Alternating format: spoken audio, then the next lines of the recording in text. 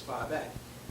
But the only time we as Italians had raviolis was Thanksgiving, Christmas, and Easter. And that's only when our grandmother or mother rolled the dough and, did all that kind of stuff. There is no housewife in the world that'll ever do that now. You crazy?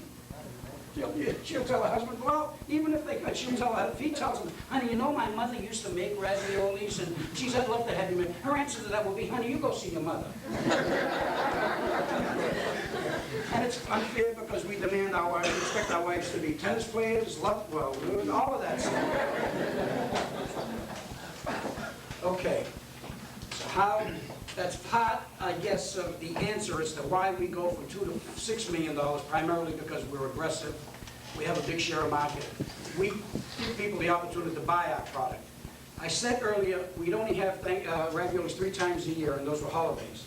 What I've done, when people can buy at 99 and years ago at 79 and 89 cents a pound, I've replaced people were eating raviolis rather than spaghetti, because they'd be on sale, and a woman would do her $40, $50, $60 shopping for the week. Now, every average married woman, her husband's working for week's pay, she knows she has $50 or $60 to spend on food. Believe me, if girls aren't married, I'm telling you that's the way it is. So she goes down the aisle with her carriage, and she looks at raviolis at 59.99 cents. Oh my God! She picks up 2 or 3 pounds and puts them in a basket. She goes out and she's paid her money. Now she doesn't have anything left. There's no money for her to go do any shopping. So the first thing she does, she opens the freezer, and when she sees that ravioli, she's already paid for, so that becomes a dinner. So in order for them, by allowing them to buy them for less money, I put it on their table more often. Does that make sense? Yes. Okay. Who is your competition? Who is? There's 2 or 3 companies out of New York, Solentanos, Rotinelli. These names may not even be familiar to you. Ronzoni, Roman years ago. Locally, there's a half a dozen, 3 or 4 small ravioli manufacturers that make them in the back room and put them, that kind of stuff. But nobody really has been as aggressive as we. And it's tough now for anyone to catch up with us. Because in order to get some hot, decent equipment today, you need to spend $1 million. And nobody's going to spend $1 million to make, raviolis. If they had $1 million, the first thing to do was put it in the bank at 10% and get $100,000 a year and stay home with it. Leo, is New England the hottest ravioli market? No.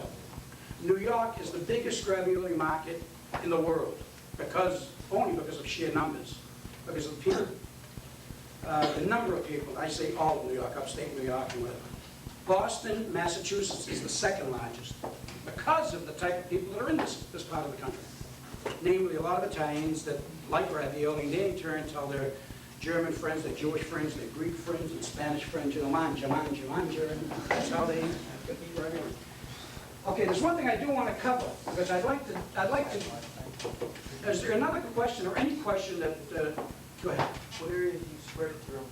All of New England. We're in the process, we sent some stuff to Mexico, but that's not fair because we might send maybe 2,000, 3,000, 4,000 cases a month. We have a customer that saw our product here, extremely excited about it. Every month we ship down 3,000, 4,000 cases. Where is this to? New Mexico. We have the opportunity to ship some stuff in Florida. We're working on that, and I sort of get warm and cold about that. And also upstate New York, and I'm sort of hot and cold about that deal. And I'll tell you why. My feeling is very simple. I know that there's at least another $4 or $5 million in sales in this market in New England. Then why the hell do I need to go outside and get it and find myself trying to convince people that we have a good product? I can expand my sales here in this market without leaving this market. So why the hell should I go out? But yet my sales manager tells me, Leo, we've got to go into the market, and we've got to go to Florida, we should go into Albany. And my answer to that is why? Well, because there's a lot of ravioli sold there. And my answer to that is, there's a lot of ravioli sold here that we're not selling. So let's sell these. So expanding and becoming a big, big company and say that I'm a national distributor really isn't always the right answer. Go ahead. You're not going to try and go to the lower New York. Meaning Manhattan? Not really. You know why? Because you go in there. Could you repeat the question, please? Could you repeat the question? I'm sorry. He wants to know if I would go into the lower part of New York, Manhattan, that area. And my answer to that is no. And basically, because when you go into New York, you need to take off 7 layers of skin because they'll rape you. Nobody knows Louise's. They'll tell you, yeah, we'll take them, That's all right. provided, we're probably, yeah. Oh, no. Okay? Provide, well, I'll send them to you. I bring it one more time. Good boy. So New York isn't really the right place to go. Before we get into anything else, any other questions? Yes. Go ahead. Go ahead. Did any of your family happen to get involved after you got big time? No, a couple of brother-in-laws that I needed to get rid of. But other than that- Please don't repeat that. You might bump into one of my families. That son of a bitch said, I got to What types of media do you use? We always, one year I appropriated, I come up with $80,000 or $90,000. Boy, was that big numbers for me at that time when I think of it. And I said, gee, we should go on TV. So we came up with a commercial. Eat Louise's ravioli. Yeah, 4 people in my lifetime said, geez, I heard your commercial. So it was $90,000 that I threw out the window, really. My philosophy in business is very simple, but it's my philosophy and mine alone, okay? I don't say that you need to agree with me or disagree with me. As a matter of fact, to make it very clear, I don't care whether you agree with me or disagree with me, but I know that this is right for me. When I have $80,000 or $90,000, I would rather reduce my price of my product and get it into the hands of the consumer and let the consumer be my advertising agent. If I sell it to her for $1.09 rather than $1.19, I accomplish 2 things. She's happy because of the price. And secondly, she tells her friend, gee, that product was great. Only because I have the confidence in myself to know that I make the best. And I can be pretty cocky about it too because I do make the best. Pretty good position to be in. You have one question, what's your customer? Okay, I'm on. The logo. That's my mother. I was about to ask. This is my mother and father when they celebrated their 50th anniversary. I lost my father in December. They had celebrated their 70th anniversary. That was her picture when she was 50th anniversary. She got married in 1868 years old. That sells also. I mean, If you don't know the product, when I first moved up here, I bought that because the logo. it reminded me of my grandmother and real Italian and the whole thing. Well, if you look at this package, I'm not going to get into this because I need 4 days to get into it. If you look at this package, your first reaction will be, oh my God, what a blah-looking package. Isn't it awful? No color, no nothing. And then you look at this thing that General Mills came out with a lot of money, and they say, ooh, look at that. Isn't that gorgeous? Boy, what a picture. The unfortunate part of it, General Mills should have eaten the box and thrown the product away. Here you eat the product. Here's the difference. Okay? And why did I go, why did I stay with this thing? It's simply because it's a plain, simple-looking package. And all the merchandisers in the world, and any merchandiser that you bump into, if they saw, and your answer to your question was, well, which one do you like the best? As an expert in the merchandising field, their answer would be, oh, God, by all means this. And my answer to that is, you don't know what the hell you're talking about. Because this has been successful. That's that clean, simple.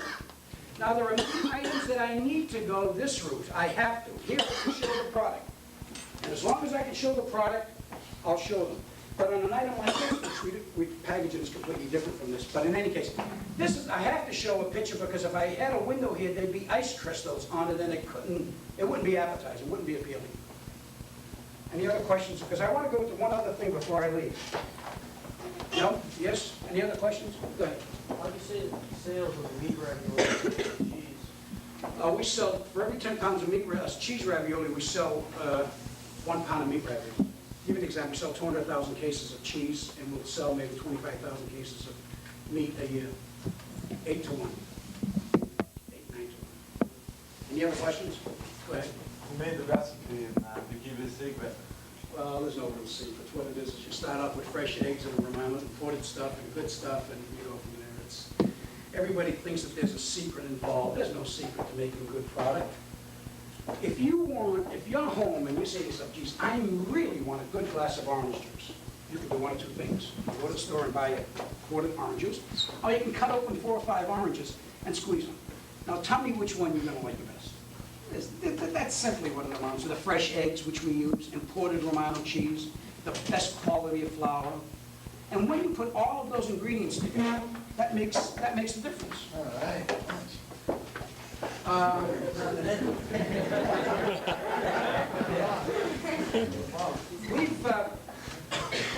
We're you just have to pass them around only because I have 10 of these. We're coming up with 7 new items. Matter of fact, Neil doesn't even know, he's surprised. Just maybe pass them around just so I can.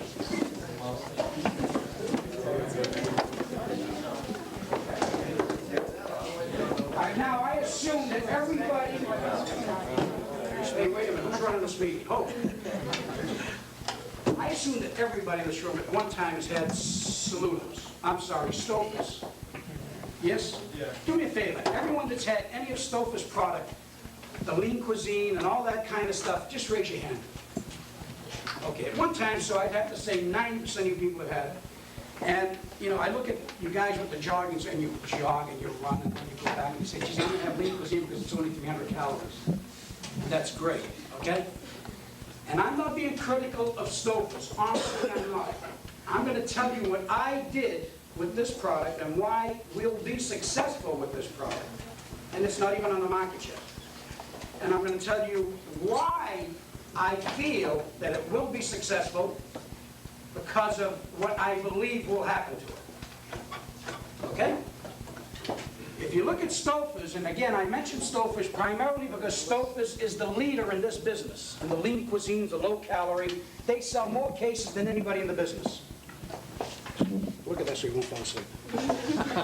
They sell more cases than anyone in the business. So I need to go and look at what they're doing in order to get a piece of it. You know, I don't want to put them out of business. I just like a piece of it.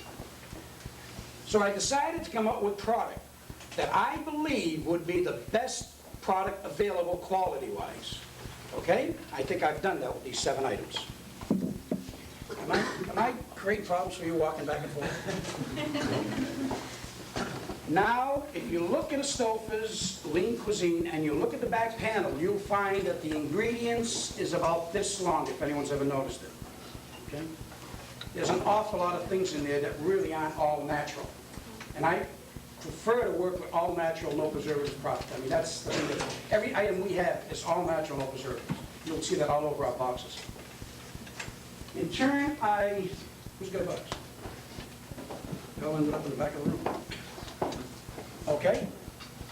Then I decided that in order for me to be a little effective and beat Stouffer's at their own game, I need to come up with a product that's no preservatives, all natural. So the first thing I do as a manufacturer, I make the product, and then I count the calories, rather than Stouffer's counting the calories and then making the product. Okay? Because they need to be less than 300 calories. If you notice, we have one item, which is lasagna, that says 420 calories, I think. Am I right or wrong? Okay.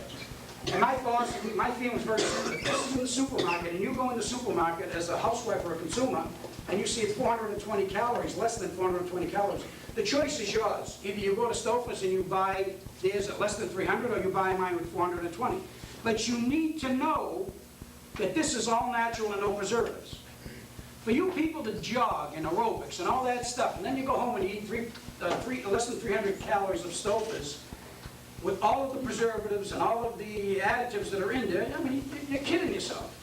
If you look at the ingredients, you'll find. Again, please, I'm not being critical of Stouffer's. I'm just giving you my reasoning for going after this kind of business on a single-serving kind of feeling, you know, a single-serving product. We have product that's 275 calories, less than Stouffer's, less than 300. That's their byline. We have a fish parmesan here that's 210 calories. We have one item that's 420 calories. So again, not to sound repetitious, but that's the reason for it. Now what I'd like to have you do, if you can, is find and tell me what I've done that you don't like about this, that you think might be wrong. Yes, the young lady. I was going to ask about the Oh, we'll probably be at least 20 to 30 cents less than Stouffer's. But see, that shouldn't be a factor, but it is a factor, unfortunately. If we're 20 to 30 cents less than Stouffer's, it's only because we can make it and still make a profit. That tells you 2 things. Stouffer's is overpriced, okay, for the kind of money they're getting on their lean cuisine. And I have to refer to that line because it's a big, big, big line. If I tell you that Stouffer's sells on their single-serving lasagna, they'll move something like 250,000 cases in New England.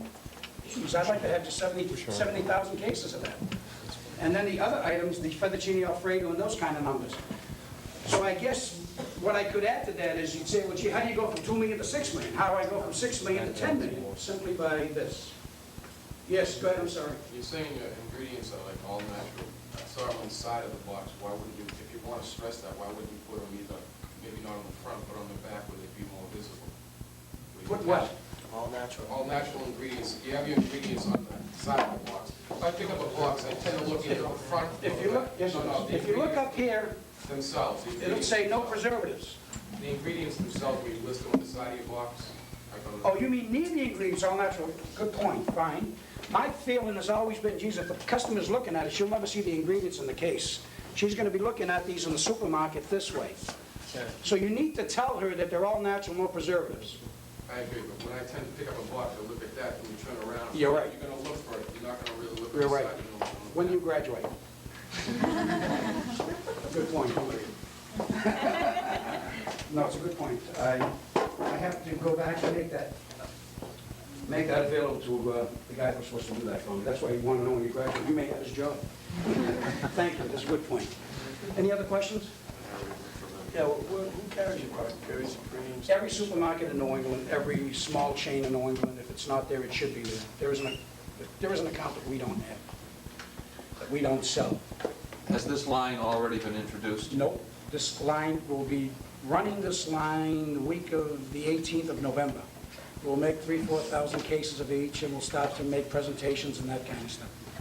Is there any supermarket that will be featuring the line, the complete line? Featuring, I don't know. I don't know until we make our presentation and how they determine what items they'll take in, so I really don't know that. We like to believe that they'll take in the whole 7, but that doesn't always work that way, you know. They may take in 4 or 5. Do you have any point of purchase display or thoughts of point of purchase where the whole line can be shown as a group, and this is the Louise's section? In the supermarket? Yes. Yes, we plan to have this go in with our other products. That's the philosophy that they tell me. That's what Stop and Shop tells me. We'd like to have this go in with your other products. And my answer to that is, okay, yeah, you know, it's your store and you do what you like to do. But I would rather see this alongside the Stouffer line. That's where I really would. I'm not being cute, but I'd like to see it there because I believe that if they go to Stouffer's, at least we'll give a shot, we'll be given a shot for them picking this up. We'll have a little flyer, we'll have a little point of sale material, we'll make presentations, and we'll get a couple of packages of each of these to all the frozen food buyers in New England. And we'll give them the off-invoice allowance, and we'll give them a few bucks to get it in the store because it takes them money and time to get it in. We'll go through all of that thing.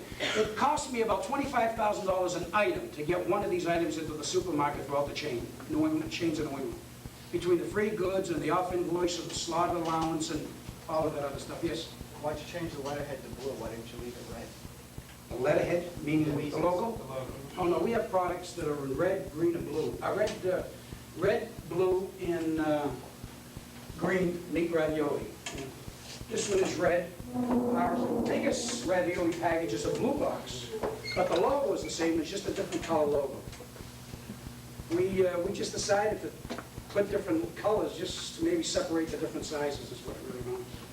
What is the situation with this product and convenience stores? You mean, will they be available in convenience stores? Yes, has this been sold into convenience stores Well, already? none of these products have been sold yet. No, I mean from you to the convenience store. Do you have that set up already in place? Oh, yeah, you mean like the Cumberlands? What do you refer to as a Correct. convenience? Like the Convenience. Christie's, Sunnyhurst? Yeah. We have distributors that supply those people, so when we go into those areas, we automatically, they take it into their warehouse, then our broker, our food broker, as I mentioned earlier, does the selling job and gets them hopefully into the, yeah. Have you test marketed it any place like that? I can talk about it. Have you test marketed this The product? Yeah. That brings up a very funny question. And it's funny to me because I've been through it. When General Mills came into this market, they said, okay, we're going to test market the product that we want you to make, Leo. I said, fine. Where are you going? He said, we're going to Oklahoma and Utah, and we're going to go to Indianapolis. Now, there isn't one Italian in those 3 states, okay? And I'm not saying that the Italians are the only people that know how to, what food is, but I do feel that Italians know Italian food, okay? Now, I'm not taking anything away from any of the other nationalities, and I really don't say that, and I don't mean that. My philosophy is very simple. Give me an old Italian woman that makes lasagna and have her try it. And if she tells me, it's almost as good as mine, then I've accomplished something. I don't need to go to Utah to have some southern guy that don't even know what the hell lasagna looks like. He can't even pronounce it, let alone eat it. Yeah. So our testing has been, that was General Mills, our testing has been, we go locally to people that we feel know Italian product, and we'll give them one of each or two of each and tell them, "Man, give us your honest opinion." We sort of give them a little answering question thing. But we do test it. But I have to admit, though, in spite of the fact that I may sound like I know the business, I depend an awful lot on my own thinking. And it's not what I like that I get excited about. It's what I think the consumer would like. You know, I have to say, if I don't like veal, nobody likes veal. God, that's crazy, you know. But we tend to make 3 or 4. We have our staff our manufacturing staff, foremen, supervisors, sales ladies, and all the rest of that stuff. They'll give us an opinion on what they believe. What else?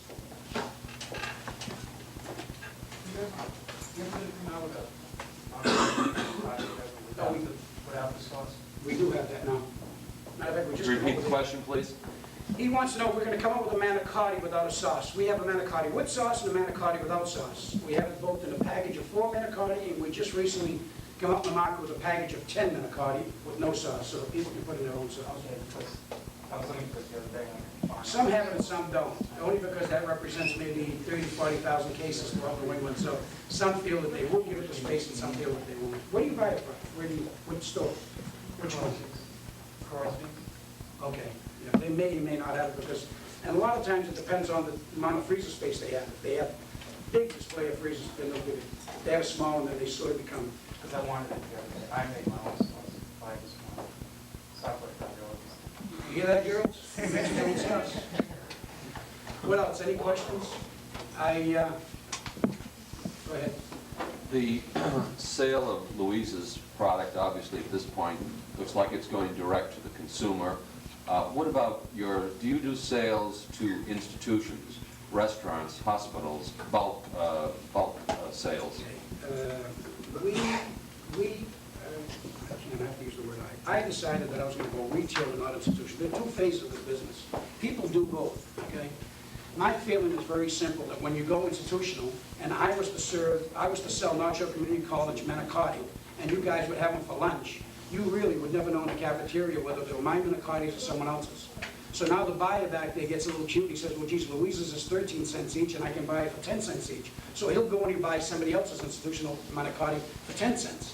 So now that puts me in a position where I'm constantly fighting to get what I believe to be the best product here. And I use North Shore as an example, so please, you know. So I decided to go retail, and because in going retail, everybody knows Louise's. Institutional, you have a product, you make a product, you can make a buck at it, but nobody knows what the hell the company is.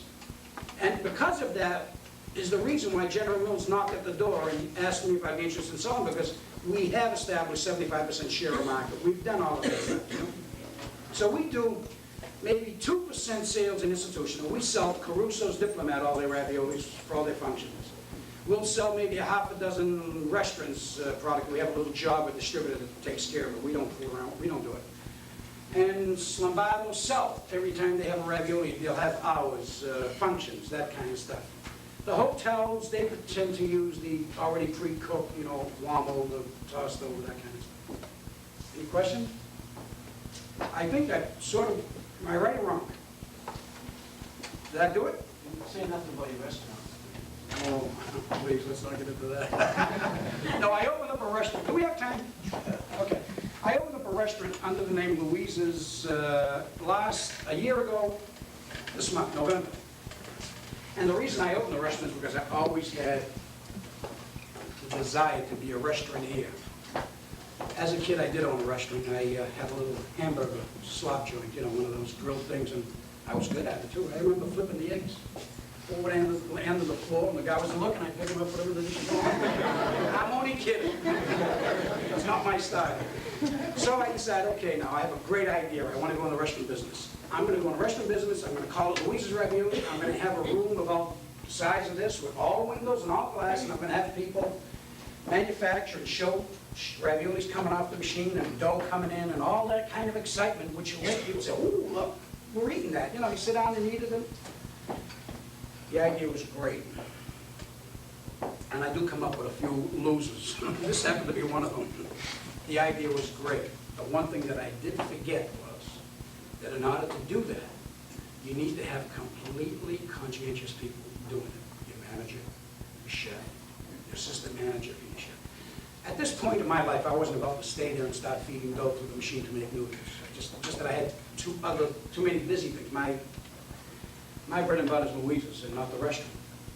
So I set it up and opened it. Did anyone here have the opportunity to eat at my restaurant in Wellington Circle? No wonder the damn thing closed. You hot tickets. The reason being because it's not there any longer. So I said, okay, the idea is great. I know I can do it. The only thing I didn't have is conscientious people. And what you need to have in order to do that is you need to have a brother, a sister, a mother, a father, or children in the thing that'll be there 7 days and 7 nights in order to get the thing started as I did. There's no easy way to get started in business today, and I don't give a damn. Unless you go with a bigger company and they make you a manager and you hopefully move up. But if you want to do your own thing and you want to become successful, you better be willing to give up a piece of your life, because if you don't, goddamn it, you're not going to do it.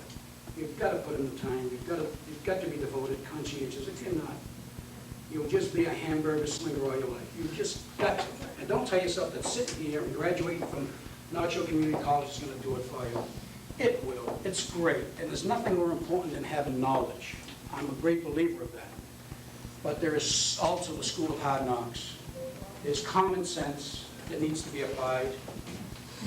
And there's, last but not least, the ability to keep quiet and listen. Because if you listen, you learn. If you talk, there's no way in the world that you can learn. And with that, I enjoyed talking to you guys. I really appreciate the opportunity to be here.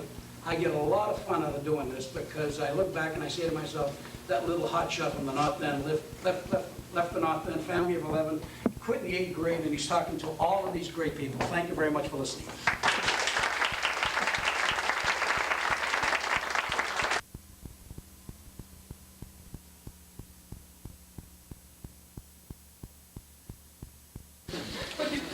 Short trip. Yeah, okay. You get to the down the esophagus to the stomach, and the stomach is made up of 3 parts. Okay, the fundus, the body, and the pylorus. I said that there was a tight circulation